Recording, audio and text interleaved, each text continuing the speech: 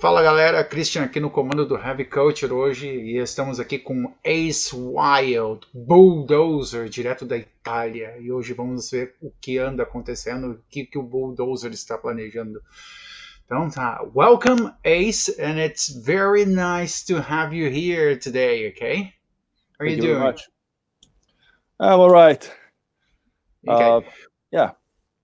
so last thing Bulldozer released was a single, Heractic.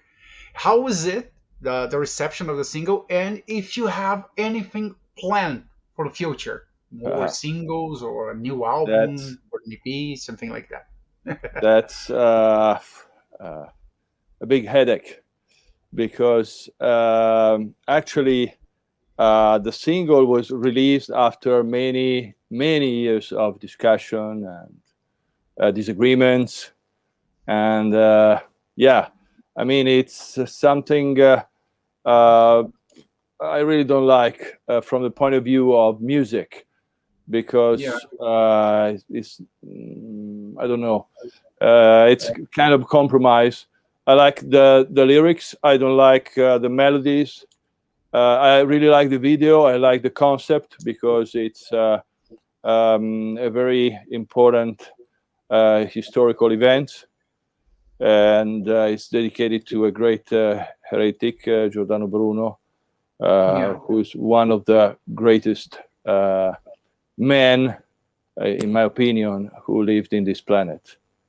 And I'm not very satisfied about the melody because actually we about 12 years ago, after Unexpected Fate, we wanted to write some new material, but actually after some years I, I had a kind of allergy to that music yeah, because it's too it's a kind of thrash, but it's not the music we used to play many years ago.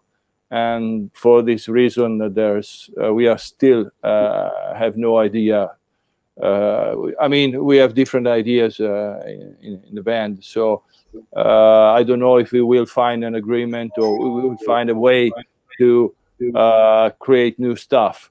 The main problem for me is that I really love the music of the early 80s and the late 70s, and I yeah. don't like the music of the late 80s, 90s, and till now because of computer, because of everything changed, and the soul of real heavy metal of my age, I think it had been lost forever.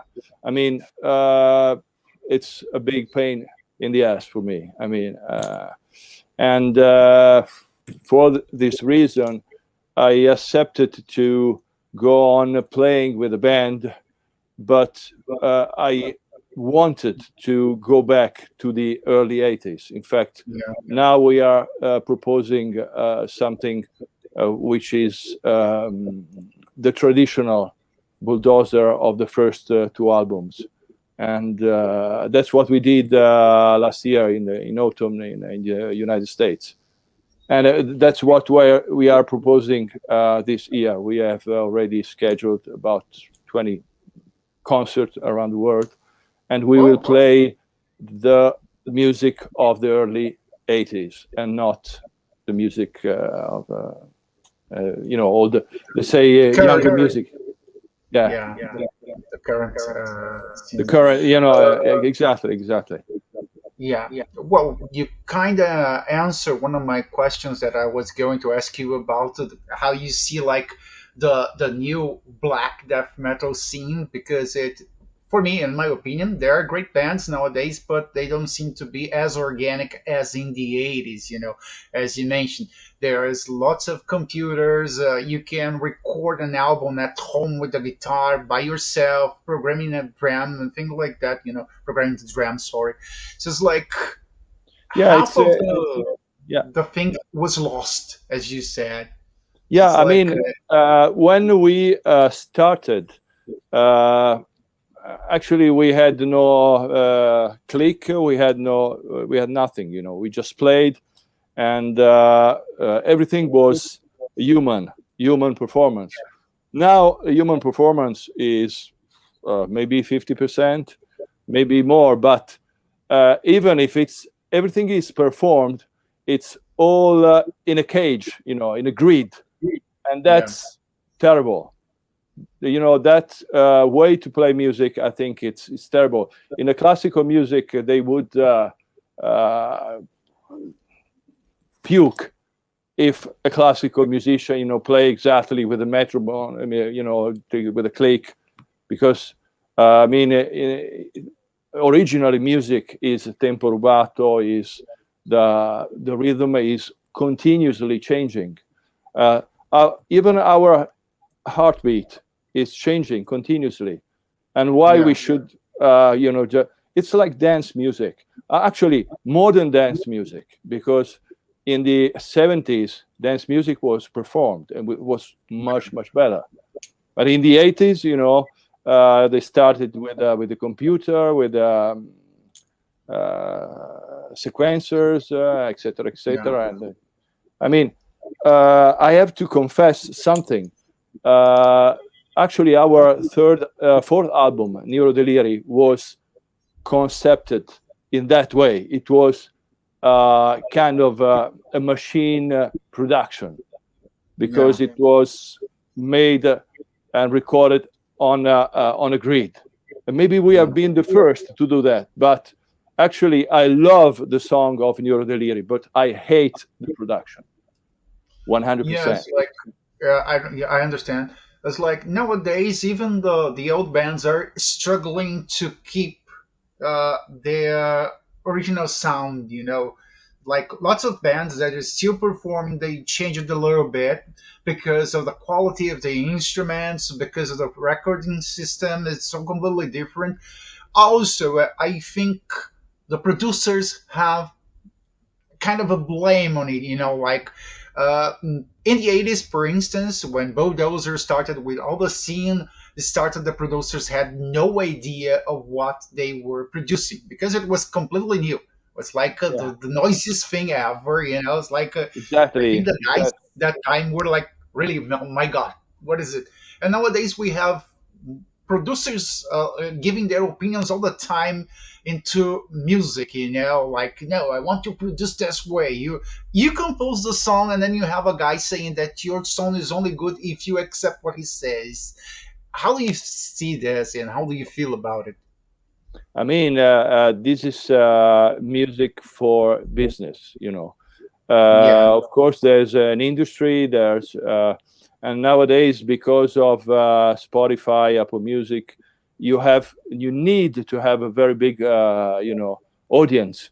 If you have maybe 100,000 good fans, but no other people listening to your music, you cannot survive.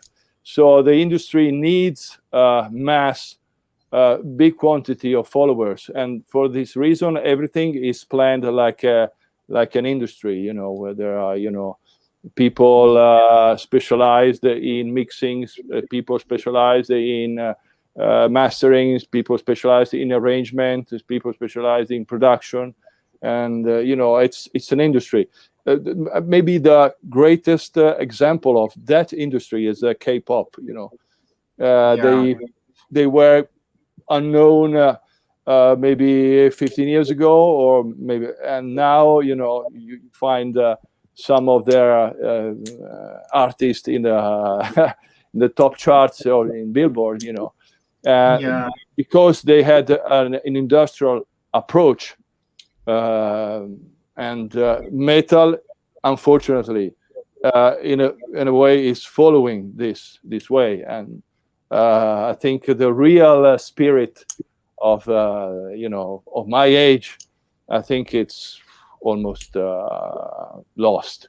We just try to recreate it live, but we don't know how to propose something in studio, because we should, even if we record as we used to do many years ago, probably I don't know. We should make some experiments. I mean, I don't say we won't do anything. We might do something, but I cannot guarantee, that we can do something. Maybe we make 50 or 100 experiments, and we don't like anything, and we don't agree. Maybe I like something, and other members, they say no. So because it's too different from blah blah blah blah.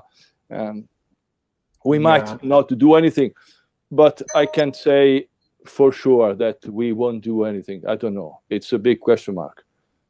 Yeah, I think the most important for Bulldozer in this case is to keep performing the old stuff, because nowadays we have kind of a 80s revival. It's like the new generation started to dig the 80s because they want to be kind of something. Oh, I know everything about metal or something like that. And while they are digging the 80s in the internet and things like that, bands like Bulldozer, Celtic Frost, and even Venom that were not so big in industry that time are like getting some attention. And this is, I think, is kind of it is a balance. It has a good side and a bad side for the bands. Most bands were underground because the managers didn't know how to deal with the band. They wanted to earn more money than the band and screw the bands, stealing money and things like that. Nowadays, we don't need managers as much as the 80s. This is good. But at the same time, nobody cares about having physical medias. Like in the 80s, we would like to have everything of like the cassettes or the LPs, and nowadays they don't dig on it. They only dig on the internet, on YouTube, and they want to see a concert. But unfortunately, most on the internet, and I don't understand this generation too. So how do you see this coming back of the 80s through the internet? Of course, the internet helped the spread of those experiences, and of course, people from every part of the world can see, for example, the show that we played in Brooklyn in November, or the show we played in Chicago, and that's opportunity to spread. But I think maybe it's.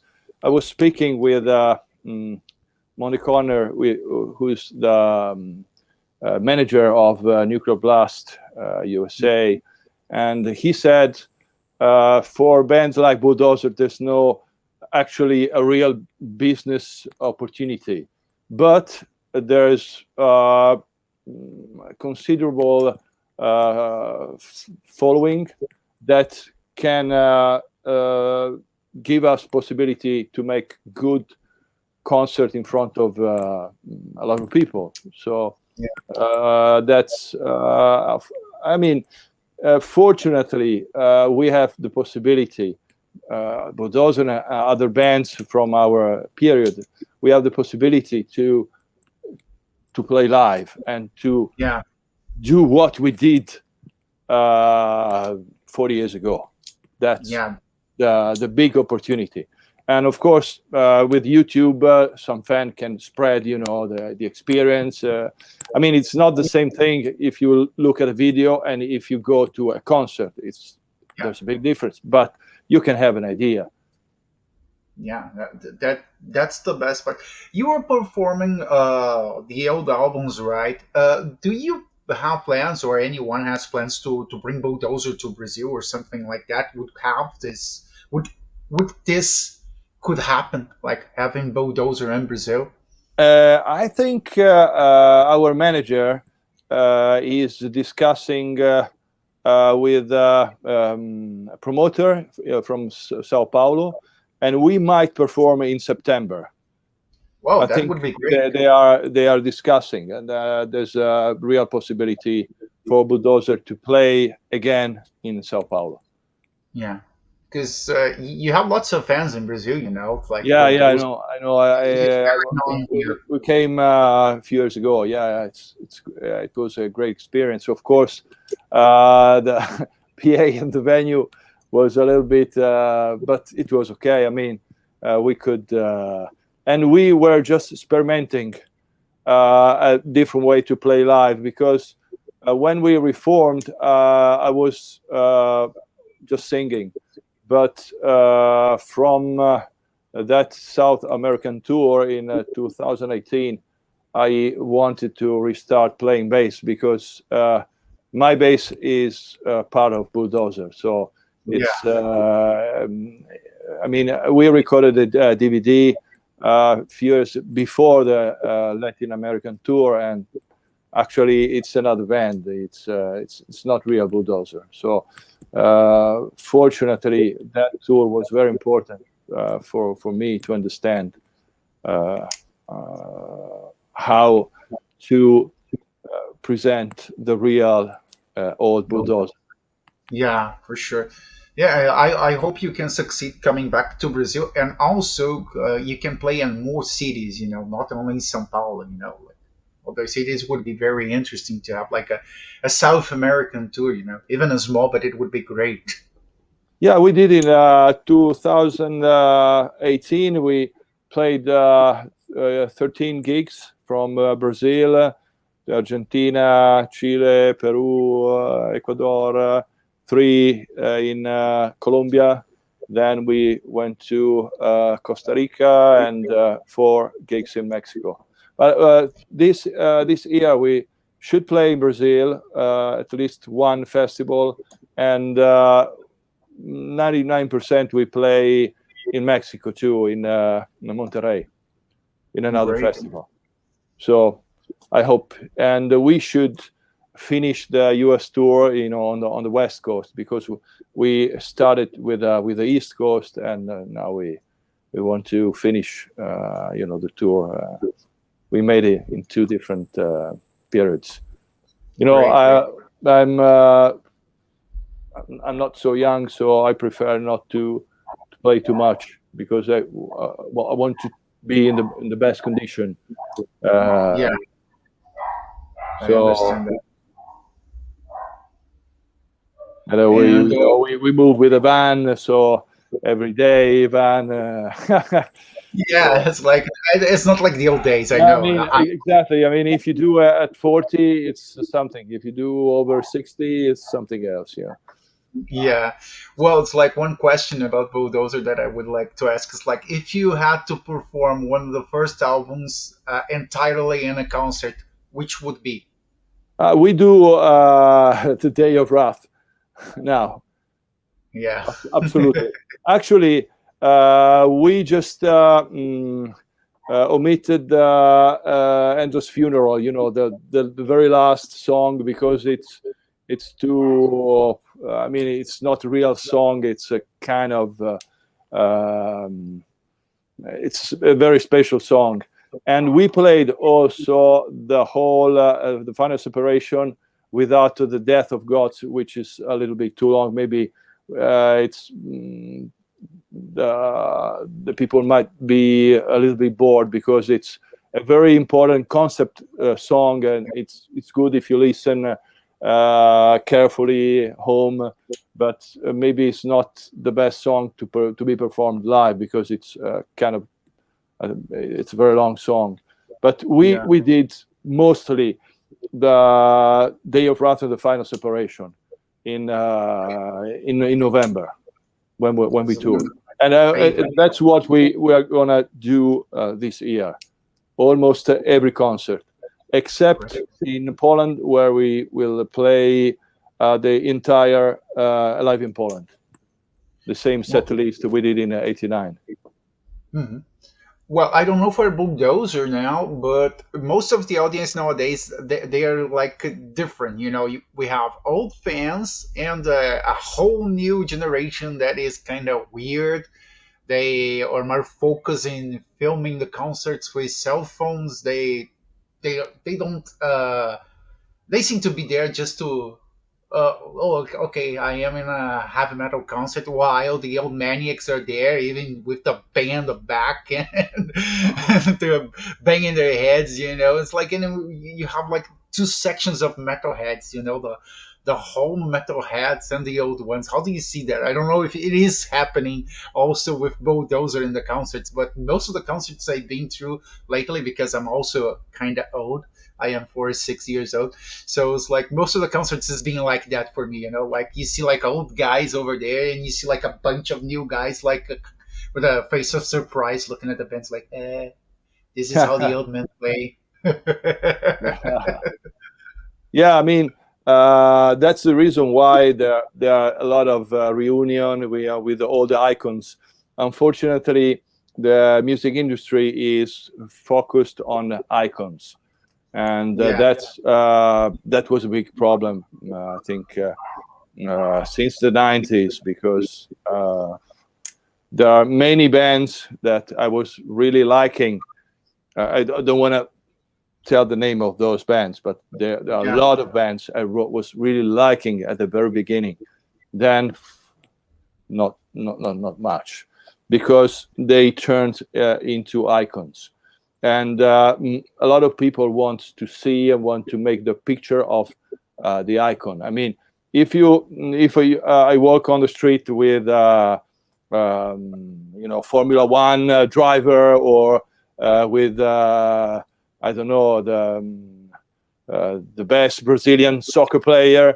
I mean, all the people stop you for pictures, and that's the same concept you find in the concert. Say, oh, I see the big band. Oh, look at that. Oh, look, and they totally don't care about the music, about the performance, and that's a real fact. I mean, Yeah. and I think most of the people going to concert are going for partying, for chasing girls or having fun, drinking, and don't give a fuck about music.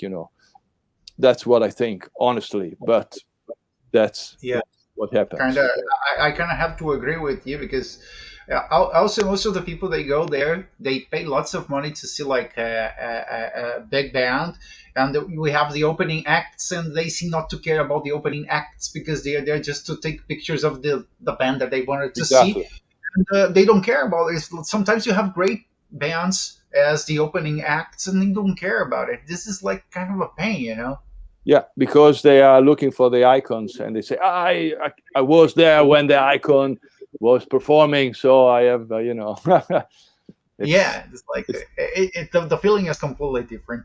But as you said, most of the bands when they became an iconic band, they changed a lot. yeah, Because part of it is like business. They yeah. started to survive as musicians, and they like had to stick to that formula. Metallica, for instance, is the best, the best Yeah, example of yeah, that. that's one of the big, but they are not the only one. I mean, they Yeah, are they're full of they are full of bands like Metallica. I mean, but it's one not thing only them, but I mean, I understand.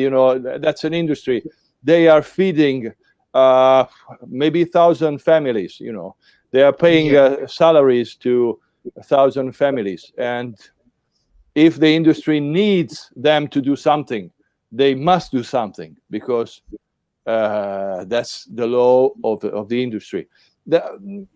I mean, I'm glad I didn't get very popular, because actually I always could do what I did, what I wanted yeah, in Bulldozer. Yeah, I worked in the music industry in Japan in the 90s, and I know the rules. I mean, but fortunately, I was just working as a publisher, or a supervisor, but not as an artist. And because yeah. as an artist, to be a part of an industry, I think it's frustrating. Yeah, It's not a good satisfaction. I mean, you just take, for example, in the classical, Vivaldi was, one of the greatest composer, and he died very poor. Bach, the same. Mozart, the same. So they were real artists. So I mean, probably they wanted to do what they really liked, and that's the price they paid. So I mean, I don't know how great is to be a kind of puppet of a big project. I mean, of an industry. I don't know, but it's not my problem anyway. Yeah, this is interesting. It's like, and as you talk, that is nice to talk about that. Most of the people don't understand that when a band becomes like a business band, the band doesn't control their creation anymore. So it's like it's the label saying what you are supposed to do. Oh, you were supposed to follow a tendency. You were supposed to dress like that. It's like I think, as you said, as Bulldozer, keeping Bulldozer is like as a small band, but having the opportunity to travel abroad, keeping the old feeling alive is more important as an artist then becomes like someone full of money and unable to play your old songs with the same feeling that you started it because, well, for two things. One, you evolved as a musician, and second one is like you're not able to do that anymore because people wouldn't like to listen to old songs the way that they were played in the past because they are used to the new songs. Yeah, that's a real problem. Yeah, of course. I mean, there are some maybe some old bands like Deep Purple, they can still playing Smoke on the Water and there's no problem forever. I am Or guilty. Black Sabbath could play Paranoid. I remember it was very funny when I saw them in Switzerland in '82 with Ian Gillan. I saw Black Sabbath with Ian Gillan playing Paranoid and Smoke on the Water. It was very, very weird, but it was funny, and the people absolutely liked the show because I I mean think they it are great changed a musicians. lot. I mean they are great musicians. They have a good approach to the music. They're very dynamic, very passionate, and actually I really loved the concert I saw in that period. I remember I saw I was 1 meter far from Ronnie James Dio in Zurich when he played the concert for the Holy Diver tour. It was just 1 meter for him. It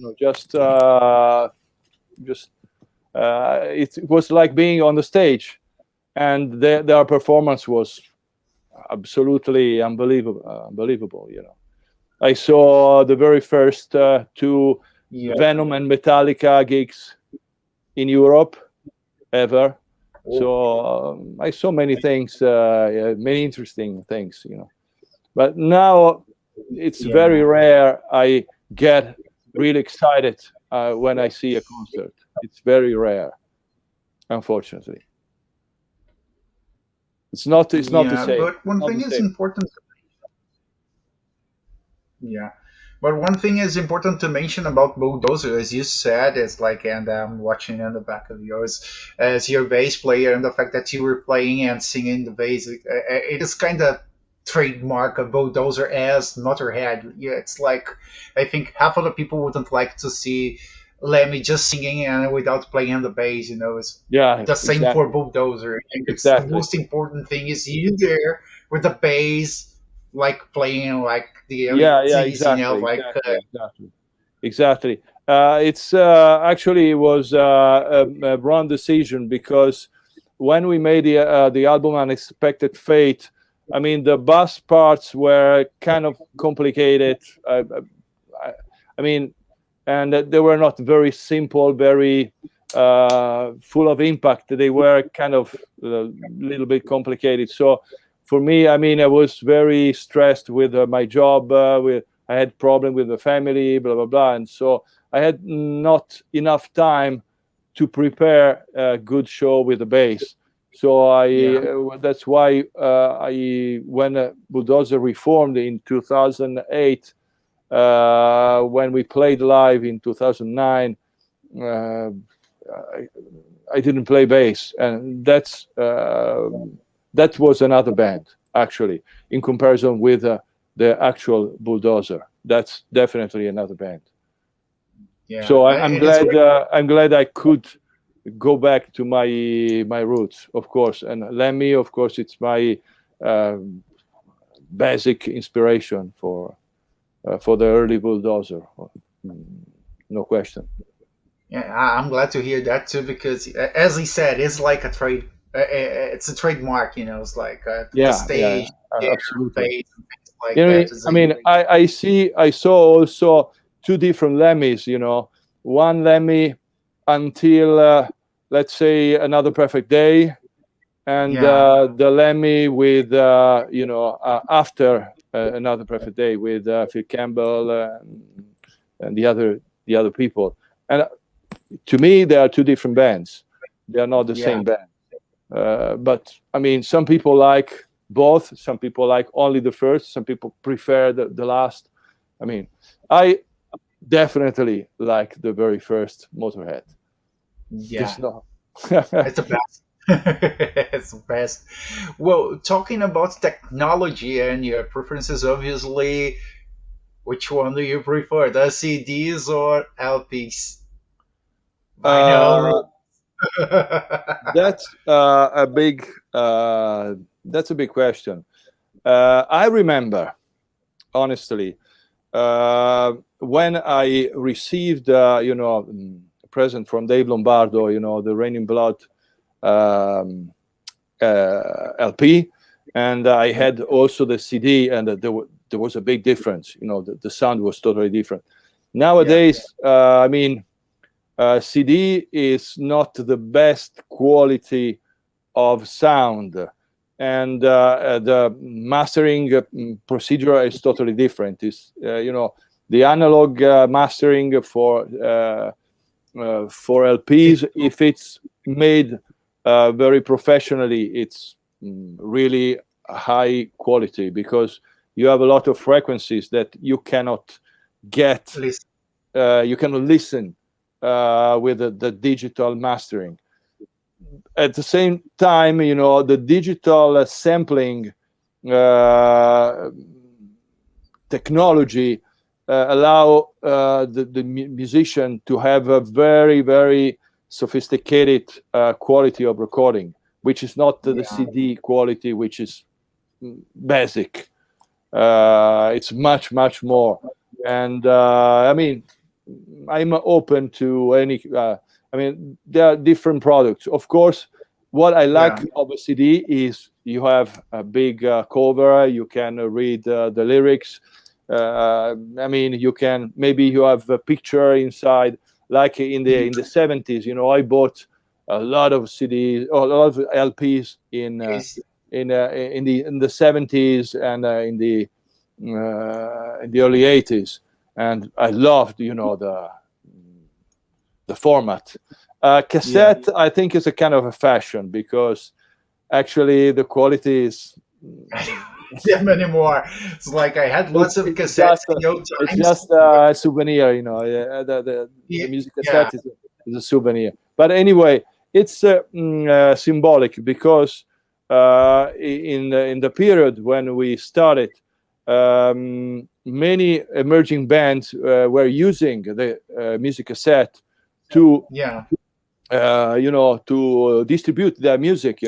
They were making copies and copies and copies, and just trading, and that's why the cassette has an important meaning, because from the point of view of a history of underground metal, the music cassette was very important. So it's understandable if people still want to buy cassette, because it's just a a symbol, but it was not a stupid symbol. It's something important, even if the quality is not so great. I mean, Yeah, one thing that I like about the CDs is they are easier to store, because LPs, if you have a large collection, is a pain in the ass to store them, keep them clear, like well yeah, preserved and things like that. And also the problem with cassettes is like more the humidity, like they got damaged very fast, yeah, like that's the yeah. All problem. the tape, of course, of course. Yeah, Even it's like the analog tape recording. The 2-inch tape. For yeah, the for the analog but recording machine. After a couple of decades, they are damaged. yeah, but That's as you said, I think like the tape traders and the cassette was the most important thing in music, even then the vinyls, because some people were not able, they couldn't afford buying a vinyl that time, Also because it was hard to find bands that time, like you discover bands like through fanzines, writing to people overseas, and then someone would send a cassette with kind of a local scene and things like that. Oh, we have these bands here. You can enter in contact with the band and get the demo and something like that because the band just had a demo or something like that. So this is the most important part for me with the yeah, cassette. It's like the real importance. They are, in my opinion, somehow more important than the vinyls in this case because you couldn't send vinyls so easily yeah. through That's correct. mail. In fact, as I said before, cassette it was extremely important for the emerging band to distribute their music. Just take an envelope and just ship overseas. Of course, I remember in the 80s, I received a lot of cassettes from South America, Brazil, and yeah, it's a very important symbol of that period. Now, of Yes, like course, you have internet, and yeah, you can you make a video, with a home video with a computer. You do everything with computer, and then you just you can use sexy girl to perform blah blah blah blah, and people and yeah, I you have a remember lot the of first views. it's yeah. it's I totally remember different. the first time I listened to Bulldozer in the beginning of the 90s was because a friend of mine recorded the tape. I don't remember the band that he sent me. And then to end the timing of the cassette, because there was the space, like 30 minutes, 30 minutes. It's like to end up, he put, I think it was the day of rap. And I got like, whoa, what the heck is that? And it's like, oh, it's an Italian band. Then I got like, whoa, I want that. It was like the way that we used to listen to bands was like you recorded a band and then someone recorded another thing together, and you got like sometimes it got more attention than the band that you wanted to listen. Yeah, it happens. Yeah, it happens. And talking about Brazil, what are your favorite bands from the 80s? I know that you have some contact with the bands from Brazil. What are your favorite bands from the 80s here in Brazil? Uh, yeah, that's a good question. I would like to answer in this way. I can tell you my favorite musician from Brazil, and actually Okay. he is Kiko Loureiro, who is a big friend of me. He's a Yeah. great musician. He bought our record when he was a teenager. He told me he bought the Day of Wrath, and actually I worked with Angra in the 90s as a publisher, and it's totally different kind of music with Bulldozer. Of course, it's Yeah. band like Sepultura is much closer to Bulldozer in comparison with Angra. But I had the possibility to work with Kiko with clinics recording. He recorded some stuff also for the Japanese market. I made them organized for them the very first tour in Japan. I Wow. worked for them, in the 90s, because I was not playing. I was not an artist in the 90s. I was just working for passion, and yeah. So I would say I had great experiences with Kiko, and he played also a couple of solos in Unexpected Fate album. Yeah. And how was it for you to play with Steve Sylvester on that single that you released, Jingle House, the EPs? Uh, Like, and it was amazing, I don't It's want like, to. I don't want to talk about that. I mean, Steve uh, is. It's a great. It's a great friend. I really like him as a person. Unfortunately, uh, uh, the production and the realization of that single was not basically. I mean, it's not something we did. Someone else did the production, and I mean, it's just an experiment. It's yeah, but but it was a very good experiment. I enjoyed a lot that, it's kind of fun.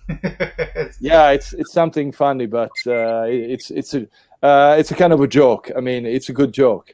Yeah, It's that's the not it's not a serious production. It's a joke, but I mean, it's like Italian horror movie, like Dario yeah, Argento.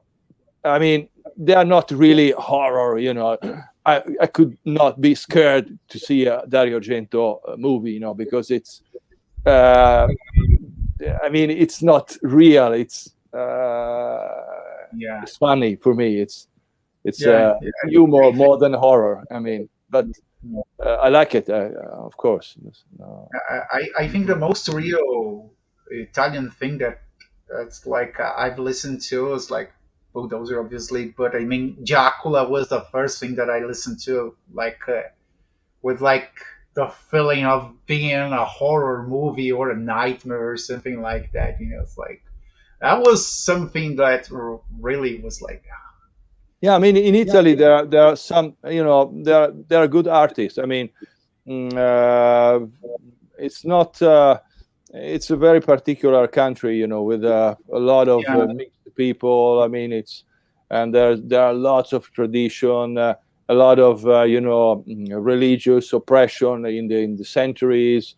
There's yeah, a lot of philosopher, a lot of artists, the Renaissance, and so I mean, uh, even in the metal scene, I think something interesting came out from Italy, even though in the 80s, in the early 80s, the yeah, Northern European were looking at the Italian with, like with not with good, nice. but it's okay. I mean, it's no problem.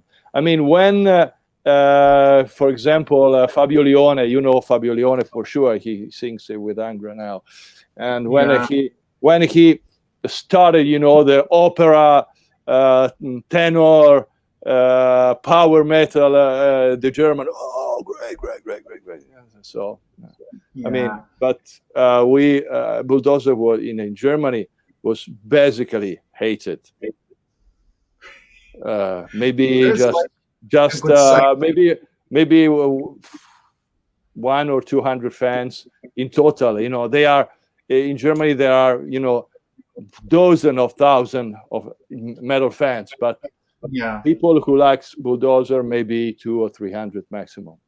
That's my opinion. I don't know. Maybe something changed it, but Well, for it's me, if I think Italy has a very good underground metal scene. It's like, and I think it's like the bands there suffer kind of a prejudice. Because there are great bands that were completely forgotten in the 80s and the 90s. There are bands like one of them that has the same name as a band here in Brazil is Imago Mortis, which is very good. We have another one, and everybody mix the bands when you talk about Imago Mortis. He's like, oh, the band from Rio de Janeiro. No, an Italian band. It's like more underground band, and I think like the Italy has this kind of a underground scene Mm. because more of like prejudice. I don't know. It's like my opinion. Yeah, Because I remember when I was younger, I was it was very difficult to find bands from Italy to get cassettes and things like that. Bulldozer was like the main band that everybody knew about. Def SS2 was like a beginner name, but if you want to look for like something more dark or something underground, it was pretty difficult to find. Seems yeah. like I don't know. It's like well, I really wasn't in Italy that time to know what is Yeah, and it was was very difficult to, because the main problem is in Italy is that the audience for metal is very limited. I mean, yeah if for example, in Switzerland, in Germany, they have a kind of a common market. So if you are, a good band in Germany, you had in the 80s thousands and thousands of fans supporting you. In yeah Italy, we had maybe a couple of hundreds, 300s. And what can you do with such a poor support? I yeah mean, Italy is not a country for metal. I mean, people like different kind of music. I mean, they like Italian pop or yeah Italian rock, but just it has nothing to do with metal. And that was a big problem, because the domestic market, it's the very first support you need to go, to go out, to be yeah known. We had very lucky because we could find a deal with Roadrunner Records in '84, and yeah because we had a good demo, which was basically the Day of Wrath, and we made a single at the beginning of '84, and at the time there were not so many bands. I mean, I remember just Hellhammer and Venom, but the records of the German bands, etc., etc., they came some month later. So at the yeah time, Roadrunner was very interested in releasing immediately something in the vein of Venom or Hellhammer. That's yeah why we were, ready to give them something just in time. If we would have done the same 1 year later, probably there was no hope. wouldn't happen. It wouldn't Would happen. be like another round. Yeah, So one thing I would like to ask about the country. It's like Italy is a very religious country. Being a metalhead over there must be like a little bit complicated, and being an evil metalhead must be more complicated yet. But the thing is, like nowadays, mostly in Brazil and other countries, like people are changing their way of metalheads. They don't see like more punks and things like that. People even respect but as it's like we grew up kind of the same age, and I was like being a long hair in the 80s and in the beginning of the 90s was like being asked to be spanked by the police or something like that. And how is it there in Italy now? It's like with the fashion and things like that. Is it like the same thing as the 80s, or it changed too? I mean, in the '80s, in the early '80s in Milan, maybe we were maybe 20 in total, Yeah, uh, and most of them were, Kiss or Iron Maiden fans, and we were just four fan of Motorhead in Milan, Bulldozer, and that's it. yeah.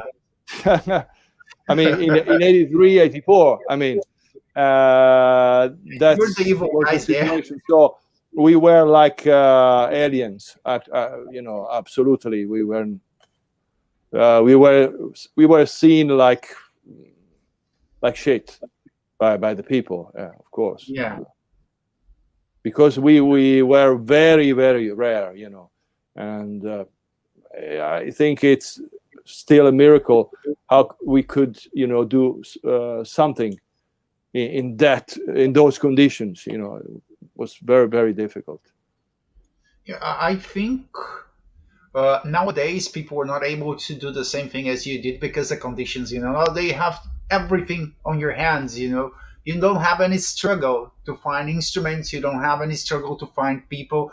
That time it was like, as you said, kind of impossible to find people to share the same ideas, to make or to create a sound like Bulldozer in the past. It was difficult. Even nowadays, it's kind of difficult because the people don't know how to create that organically. It sounds like an imitation or something like that, or sometimes it's just a copy.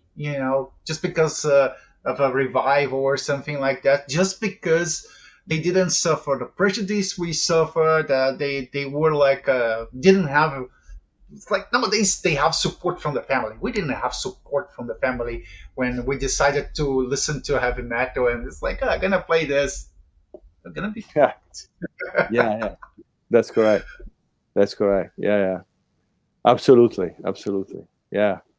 And it was total different world. Absolutely. Yeah. One thing that I like.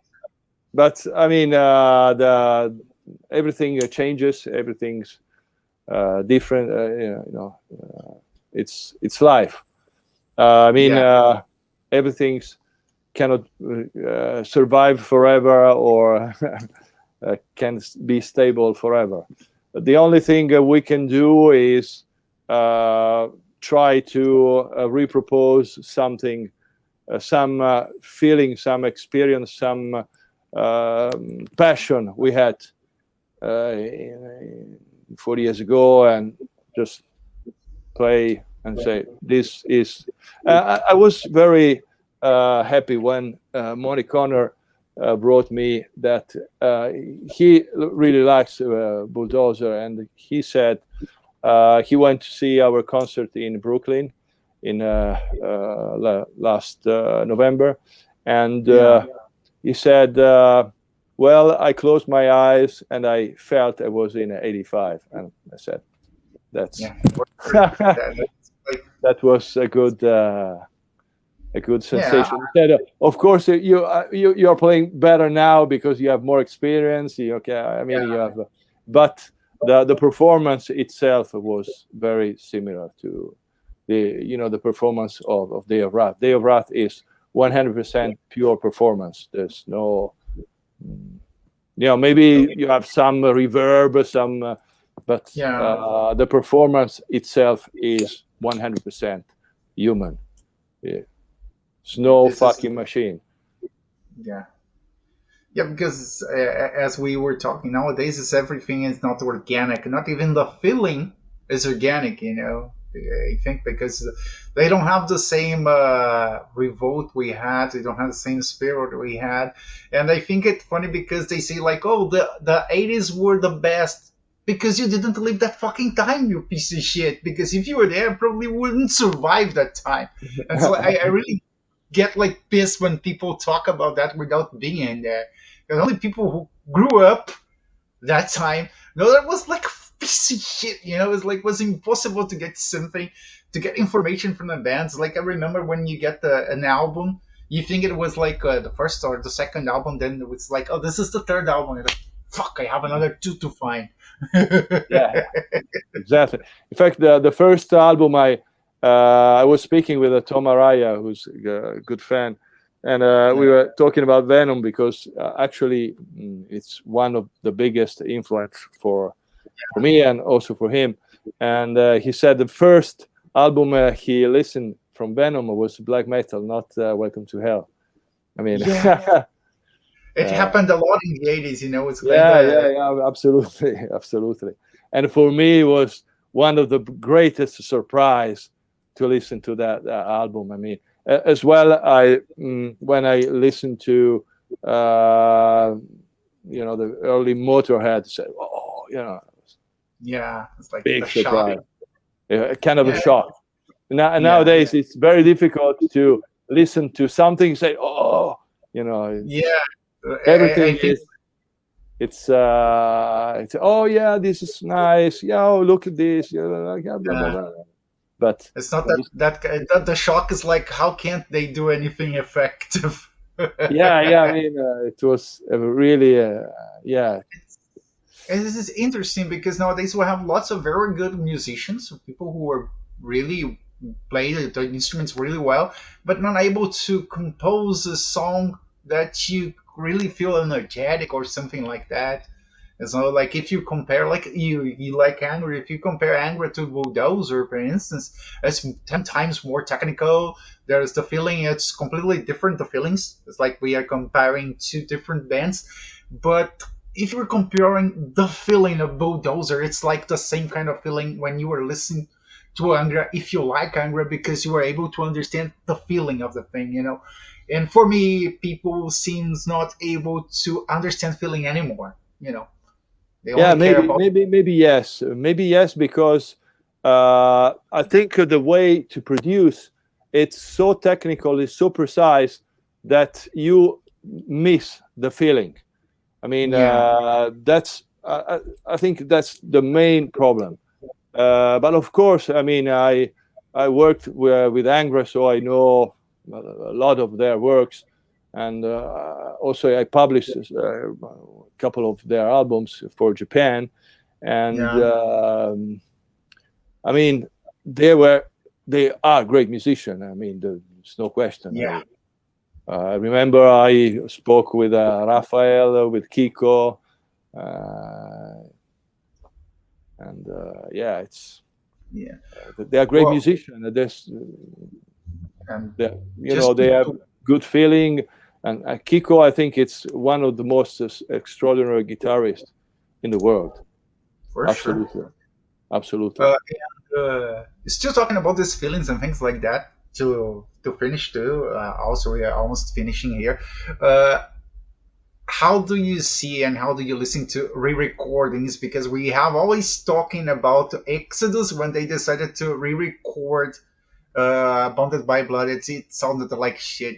Like they shouldn't have done that. It's like I think there is like the original one, and you have to keep that. Okay, you recorded some things wrong. You didn't know how to play correctly, but leave it there the way that it was. It's like I don't know if you listen to the re-recording, not a remaster, of Bonded by Blood. It's like not I, necessary.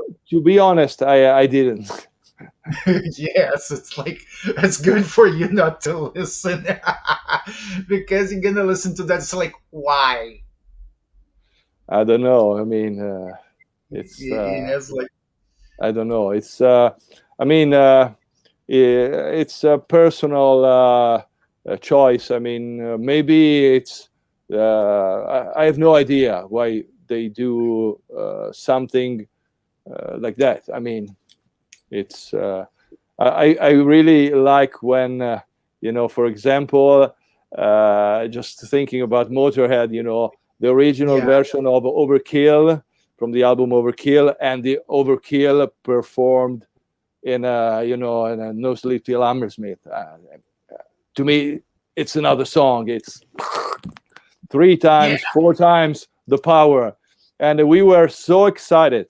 Then we made it even faster when we played in Poland in '89. We made a cover of Motorhead in the Alive in Poland concert and record.